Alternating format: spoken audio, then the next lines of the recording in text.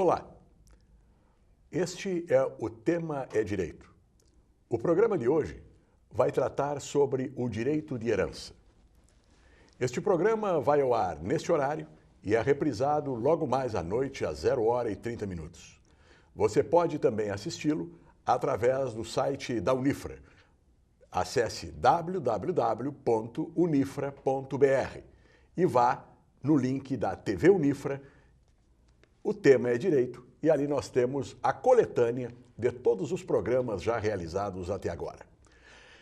A nossa convidada de hoje para falar sobre o direito de herança é a professora Bernadette Schileder dos Santos. Ela é professora de Direito de Família aqui na Unifra e também na Universidade Federal de Santa Maria. Professora Bernadette, bem-vinda ao nosso programa. O que nós podemos falar sobre o direito de herança, começando pela questão dos regimes de casamento e os seus reflexos numa possível sucessão? Muito bem. Bem, em primeiro lugar, eu quero agradecer o convite, é um prazer estar aqui, fazer uma pequena correção. Eu fui professora da universidade, eu me aposentei na Universidade Federal, já estou aposentada da Federal e tenho o prazer de trabalhar aqui na Unifra já desde o início do curso de Direito com a disciplina de Família e de Direito Sucessório. Bem, a questão do direito sucessório é extremamente interessante para todos, né? Todos têm algum interesse com relação ao direito à herança. E é importante fazer primeiro essa primeira distinção, né, que foi perguntada em relação ao regime de bens.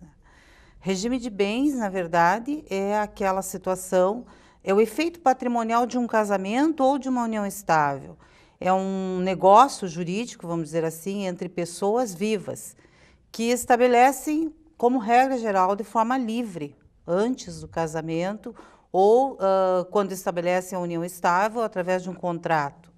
A nossa regra geral, hoje em dia, é o regime de comunhão parcial de bens.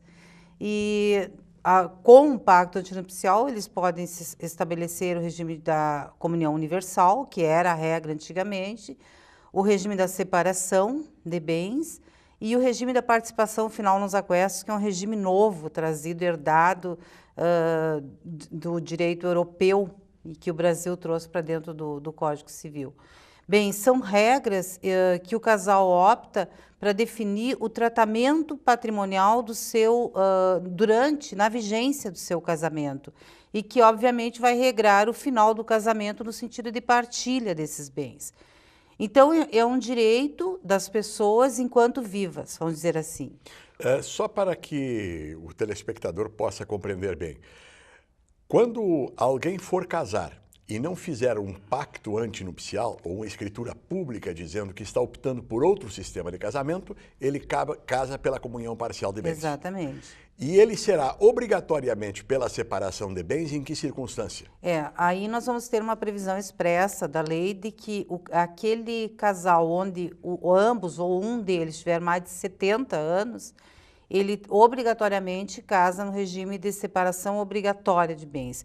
Nesse caso, na verdade, ele fica impedido de fazer um pacto e optar por outro. A obrigação, né? É que seja separação. E além desses, nós vamos ter os casos em que o juiz autoriza o casamento, que seria casos com menores de 16 anos, ou aqueles que estão entre os 16 e os 18, mas cujos pais não autorizaram. Então, precisa da autorização judicial. E também temos um caso que hoje tem sido até mais comum, que são as pessoas que se divorciam sem ter feito partilha de bens. Então, hoje, como o divórcio está muito facilitado, muitas vezes há um interesse em se divorciar logo e não aguardam a partilha. Então, nada impede que casem, mas o regime obrigatoriamente será de separação de bens aí. Porque na lei anterior,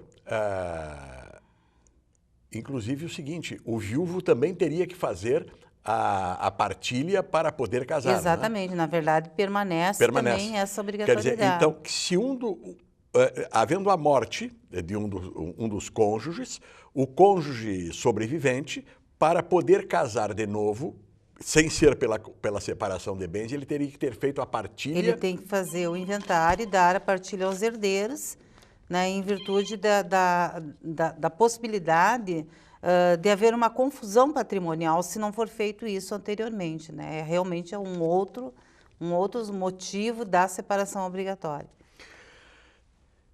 Você falou também na questão da união estável e falou no contrato, mas nós podemos ter uma união estável sem contrato, né? Sim, o que a lei prevê é o seguinte, se não houver o contrato de convivência, e aqui é importante se dizer que não há uma exigência que seja por escritura pública, né? A lei simplesmente fala no contrato escrito. Se não houver esse contrato, o regime na união estável também é o da comunhão parcial de bens, né?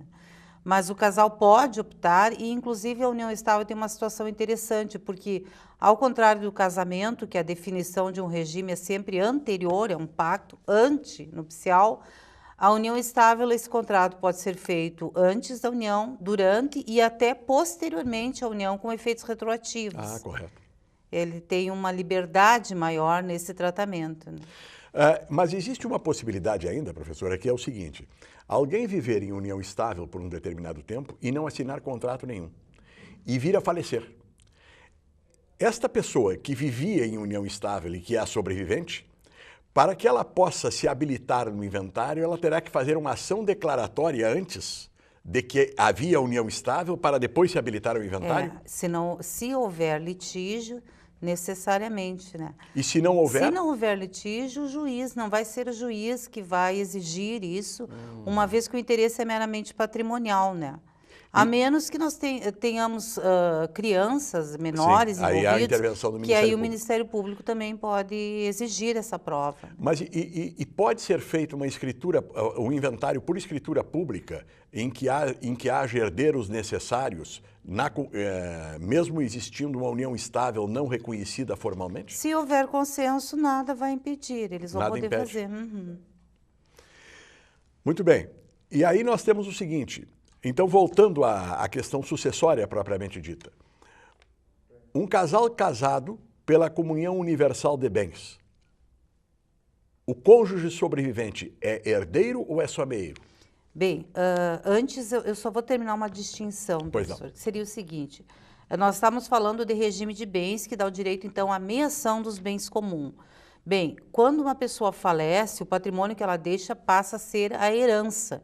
Então, um cônjuge sobrevivente, ele pode ser ao mesmo tempo meeiro, em função do regime, e poderá ou não ser herdeiro. Sim. Né? O nosso código atual, de 2002, ele favoreceu muito o cônjuge. Ele trabalha com um paradigma da afetividade ligado ao direito de família e ele privilegiou a figura do cônjuge, que efetivamente é a pessoa que está com o de cujos, como nós chamamos em direito, até o final da vida. Aquele cônjuge que estava junto dele, na constância de um casamento, ele poderá ser herdeiro. No regime de comunhão universal, ele será herdeiro, além de meeiro, se não tiver descendentes. Então, ele será também herdeiro. Por exemplo... Ele, além de ficar com a metade dele... a meação dele, ele ainda participa na herança. Então, por exemplo, alguém que é casado no regime de comunhão universal de bens, falece, deixa pai e mãe, tá? E mais o cônjuge. Então, essa herança vai ser repartida em 3 partes, 1/3 por pai, 1/3 para a mãe, 1/3 para o cônjuge. Mas se deixar filhos é diferente. Se deixar filhos, o cônjuge não participa, ele fica com a meação, né, que a regra geral será de 50%, e a herança é dos filhos aí, no regime de comunhão universal. E se deixar irmãos ou tios que são herdeiros não necessários? Não, aí nesse caso o cônjuge vai receber. Tem prevalência. Ele tem prevalência porque nós temos uma ordem sucessória, Claro. né? Onde o cônjuge aparece como herdeiro concorrente na primeira classe, dependendo do regime. Na segunda classe, que é com ascendentes, ele sempre herda. E não tendo nem descendente nem ascendente, ele é o herdeiro. Quer dizer, os colaterais, nesse caso, eles só vão receber herança se não tiver cônjuge. E na comunhão parcial de bens? A comunhão parcial é o que nós temos um maior problema hoje em dia em termos de discussão. Porque a comunhão parcial, o nosso legislador, ele determinou o seguinte, que ele será herdeiro com descendentes se a pessoa que faleceu deixou bens particulares.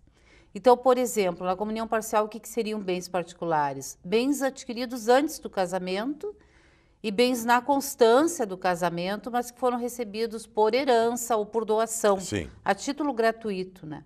Então, se a pessoa falece e deixa esses só um parentezinhos aqui. Na comunhão parcial, os bens que foram trazidos pelo casamento, pelo cônjuge, ou herdados ou recebidos por doação, eles não se transferem ao cônjuge. Esta aqui é o fundamento da comunhão parcial. Exatamente. Né? Comunhão parcial, porque comunica parcialmente. O que só comunica? Aquilo que for adquirido. Só aquilo que for adquirido na constância do casamento a título oneroso, né? Onde é uma presunção de esforço comum. Então, com relação a esse patrimônio, tem a meação, comunhão parcial. Com relação ao patrimônio particular, não existe a meação. Mas o nosso legislador traz a questão da herança aí. Então, esse patrimônio particular, ele se comunicaria, ele seria herdado pelos descendentes e também pelo cônjuge. Agora, a dúvida que a lei deixa em aberto, e aí tanto a nossa doutrina quanto a jurisprudência estão completamente divididas, é se ele participa na herança só desses bens particulares, ou também participa na herança dos bens da meação, ou seja, os bens comuns na parte do decújus. E faz uma diferença enorme na prática, uma situação ou outra. Né? E como é que tem decidido a justiça? Nós temos, majoritariamente, assim, nós ainda não podemos dizer que tem um entendimento majoritário, ela está completamente dividida. A primeira decisão do Tribunal de Justiça do Rio Grande do Sul é uma decisão de Itaqui, inclusive, no caso de Itaqui, foi no sentido de que se comunicaria sobre, a herança seria sobre o todo. Depois o nosso tribunal mudou o posicionamento em mais 2 decisões e essa situação específica ainda não chegou ao STJ e ainda os casos estão muito lentamente chegando. Na verdade, Blatz, a gente tem que entender o seguinte, até 77, a maioria dos casamentos era comunhão universal de bens. Então, com a lei do divórcio passou a ser a comunhão parcial. Exatamente. Então, a grande maioria dos inventários que a gente faz até o dia de hoje são de pessoas que casaram-se no regime de comunhão universal e que, felizmente, nesse regime não há nenhum problema, nenhuma polêmica, né? Então, gradativamente, isso vai chegar aos tribunais e, certamente, nós vamos ter um posicionamento majoritário daí. E nós temos que referir que essa mudança do Código é de 2002. 2002. Né? Nós temos, então, 10 anos de vigência do Código, mas é que de lá para cá também os processos estão andando e precisam da decisão final, que é a do STJ, Exatamente. que demora um determinado tempo para ser pacificada a jurisprudência. É isso mesmo. Bom, o nosso primeiro bloco está terminando. Nós vamos voltar logo em seguida, não demora 30 segundos, e vamos continuar conversando com a professora Bernadette sobre esta questão do direito de herança, o direito de sucessão dentro do contexto do direito de família. Fique conosco, voltamos em seguida com o tema é direito.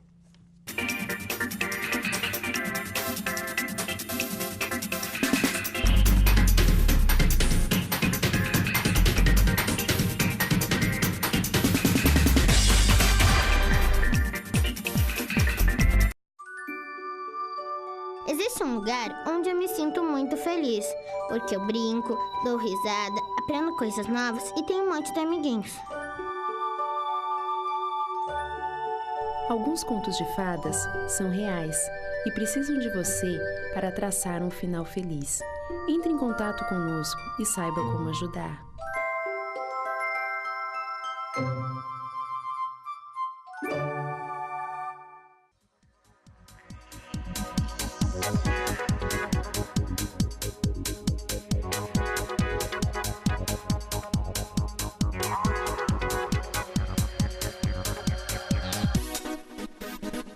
Sonho.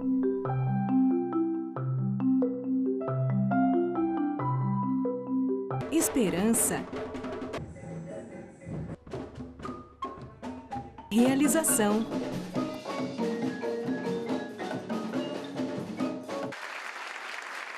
Cuíca, promovendo inclusão social através da música, transformando sonhos em realidade.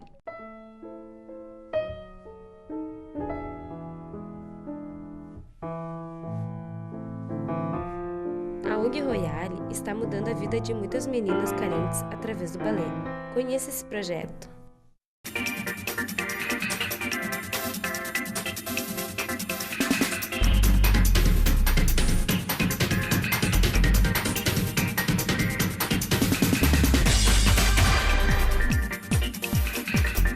Estamos de volta com o tema é direito. O tema de hoje é o direito de herança. A nossa convidada é a professora Bernadette Schleder dos Santos, que é professora de Direito de Família aqui na Unifra e lecionou durante muito tempo na Universidade Federal de Santa Maria, na mesma cadeira. Continuando a nossa conversa, professora, ainda sobre herança, hoje em dia nós temos os núcleos familiares bem diferentes do que nós tínhamos anteriormente. Então, hoje é comum, numa família, nós termos filhos de outro pai ou filhos de outra mãe, né? E como é que funciona a herança no caso de um pai ou de uma mãe vir a falecer e ter filhos com um parceiro e com outro parceiro, né? Como é que algum deles tem alguma diferença no que tange ao seu quinhão?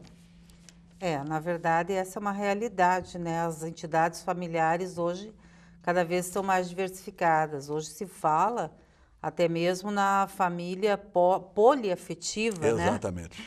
Que seria uma quebra, inclusive, do princípio da monogamia, mas não é o nosso tema. Bem, a questão dos filhos, nós temos um princípio constitucional, que é da absoluta igualdade de filiação. Nós tínhamos anteriormente, na legislação, nas primeiras legislações civilistas do Brasil, uma total distinção entre filhos legítimos, que eram aqueles filhos concebidos na constância de um casamento, e os filhos ilegítimos, que tinham, inclusive, uma classificação totalmente preconceituosa, né? Adulterinos, incestuosos, naturais. E essa qualificação, ela era trazida no nosso próprio registro, né? Provavelmente na tua primeira certidão de nascimento, assim como na minha, aparecia a expressão filho legítimo. Exatamente. Quer dizer, a pessoa já trazia esse qualificativo do Estado Civil dos seus pais, na verdade. Correto. Isso caiu por terra com a Constituição Federal, quando a Constituição, inclusive, proibiu essas designações discriminatórias, até mesmo filho adotivo não existe mais. E ao proibir, ela igualou absolutamente todos os direitos de filiação. Então, hoje, se uma pessoa falece, deixa filhos do casamento, filhos fora do casamento, filhos adotivos, e até mesmo uma filiação socioafetiva, que seria aquele filho de criação, exato, se reconhecendo essa condição para ele, de filho socioafetivo, ele vai ter exatamente o mesmo direito. Então, independe da origem da filiação, eles têm os mesmos direitos.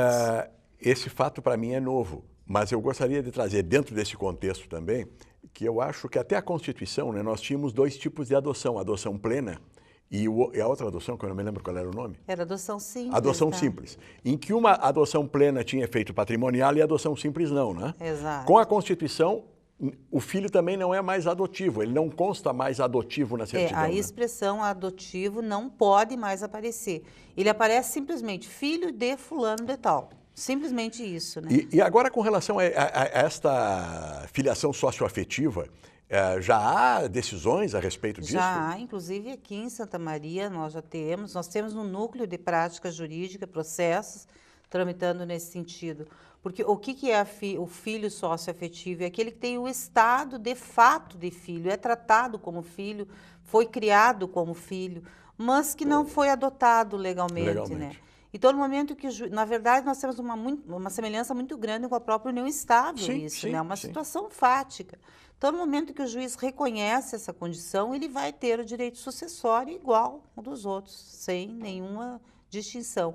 Com relação aos filhos adotivos, é interessante também lembrar que antes da Constituição, ele recebia metade da herança de um filho legítimo, correto, que era considerado legítimo. E após a Constituição, não tem mais essa distinção. Bom, ainda uma outra questão que volta e meia surge é de alguém ser reconhecido através da investigação de paternidade, etc., como filho depois da morte do pai, né? Principalmente dos pais, né? De pais, homens, do progenitor. Ele é reconhecido depois. Digamos que o inventário já tenha sido terminado, né?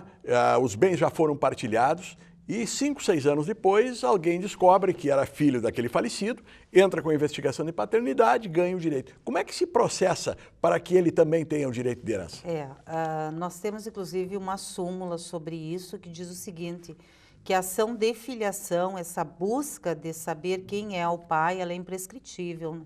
Ela pode ser feita a qualquer momento, não prescreve. Nós temos um caso emblemático, que é um famoso, que é o caso do Noé, né? Filho do ex-presidente João Goulart, que entrou depois de muito tempo. Exatamente. E, inclusive, ele era muito mais parecido do que os próprios filhos do casamento. Exatamente. Né? Bem, mas a ação de petição de herança, essa sim prescreve, né? Hoje ela prescreve em 10 anos. Né? Então, na verdade, o problema que pode ter é esse, pode ter reconhecido a condição de filho, mas não ter mais o direito da herança. Só que tem um detalhe, porque no momento em que ele é reconhecido como filho, ele ingressa naquela família. Então, de repente, Blatz, ele pode não ser herdeiro do pai, que já faleceu, mas, de repente, ser o herdeiro de um avô que ainda está vivo. Né? Porque ele ingressa na família, é reconhecido. Ou até de um irmão. Ou até de um irmão, exatamente. Quer dizer, ele passa a entrar na linha sucessória, embora não tenha direito pelo que passou, porque houve a prescrição. Porque já houve a prescrição com relação à sucessão do pai, de repente. E a prescrição se conta a partir da morte?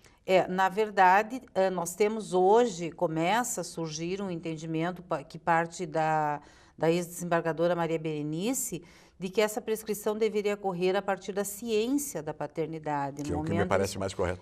Até o momento não temos nenhuma decisão nesse sentido, sempre se entendeu que era a partir da morte, mas ela tem argumentos muito fortes que realmente dá a impressão de que isso possa ser mudado. E no caso de se conseguir essa herança, vai se buscar nas mãos de quem ela estiver, né? Sim, o direito de regresso, exato. Por assim dizer. Eu tive conheci uma situação, inclusive era um aluno meu, onde o tio havia falecido e deixou herança para o irmão, porque não tinha descendentes. O irmão tinha falecido e esse patrimônio já tinha ido para ele, que na verdade era sobrinho. E surgiu um filho desse tio numa investigação de paternidade, ele teve que devolver o patrimônio. Ele é considerado um possuidor de boa-fé, na verdade. Sim. Então, ele vai ter direito a uma série de ressarcimentos, mas ele tem que devolver o patrimônio. Muitas pessoas, às vezes, referem que têm medo de herdar dívida. Né? Se herda dívida... Esses dias um cliente no núcleo de prática aqui da universidade até diz, mas doutora, a gente não herda dívidas, né? Não herda dívidas, não tem problema. Na verdade, as dívidas têm que ser pagas pelo patrimônio que o de cujos deixa, né? Só o que nós temos que distinguir é o seguinte, quando a pessoa é casada, no momento que ela falece, tem que se fazer esse levantamento, porque o inventário serve para isso, né, Blatz? Fazer um levantamento do ativo e do passivo também. É o encerramento da vida econômica da pessoa. Eu digo que é passar um rodo em tudo, né, e acertar tudo. Mas se a pessoa era casada, nós podemos ter dívidas comuns. Sim. Então, aí sim, a meação pode responder pela dívida, mas no percentual de 50%. Né? Não, mas é o seguinte, né? Quando eu digo que não era da dívida, é no sentido de que só vai pagar a dívida o patrimônio que o de cujos deixar. Exato. Se a dívida for maior que o patrimônio, o herdeiro não se verá obrigado a pagar. O que ele pode é não receber nada. Exato. Por isso que eu sempre falo isso para os alunos. O herdeiro, na verdade, ele tem uma expectativa de direito. Né? Porque ele pode não herdar nada. Correto. Né? A herança pode servir toda para pagamento de dívidas. A gente vai ter uma ordem que seria a herança bruta, tirar as dívidas para aí ter uma herança líquida, se existir, para dividir entre os herdeiros. E o que sobrar é dele. Uma outra questão que é pouco falada e não é tão raro de acontecer, não é? Que é a perda do direito de herança por uma indignidade praticada pelo herdeiro. Eu gostaria que você falasse sobre isso para que o nosso telespectador entenda, não é? De que o fato de ser herdeiro também gera algumas obrigações morais em relação a quem deixa a herança. Nós tivemos esse tema recentemente até anunciado por alguns meios de comunicação em virtude do homicídio cometido pela Elise, né, contra o IOC? No caso IOC, e agora em Porto Alegre também do bioquímico. Saiu uma notícia de que a família teria ingressado com ação de indignidade. Nós temos previstos na lei, no Código Civil, 3 situações de indignidade, onde o herdeiro perde o direito à herança como uma pena que é atribuída a ele. E está muito ligado ao direito penal isso, inclusive. O primeiro caso de indignidade é o homicídio, que é onde a gente ouve falar mais e tem que é o casos, caso emblemático, né, da Richthofen, né? Exatamente, da Suzane, que matou pai e mãe, participou, né, do homicídio e foi declarada indigna. Bem, uma situação muito interessante nessa questão é o seguinte, a perda ao direito de herança, ela não é automática, ela exige uma ação cível. Ela tem que ser provocada. Ela tem que ser provocada. Quer dizer, algum outro herdeiro. Exato, o tem interessado, que ser herdeiro? A lei fala o interessado. Sim. Então, é aquele que vai ser favorecido pela exclusão. Quer dizer, teoricamente, pode ser o Estado, porque pode ser herança jacente. Se nós tivermos o caso de herança jacente, o próprio Estado. E mais, não o caso de herança jacente, que seja um herdeiro só e que a indignidade Sim, desse herdeiro... seria favorecido o poder público. Exatamente. Né? Mas nós temos também a situação da criança, que é o caso de Porto Alegre, onde o próprio Ministério Público, aí, porque tem uma regra geral de que ele defende os interesses do menor, ele pode ajuizar essa ação. Sim. Fora disso, tem que ser provocado pela família, né?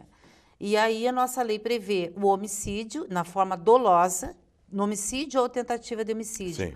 E uma novidade que veio com a lei de 2002, que é o seguinte, não é o homicídio só contra o autor da herança, mas contra seu cônjuge, companheiro, ascendentes ou descendentes. Sim, é um ato contra a pessoa. Contra a pessoa ou seus familiares. Sim.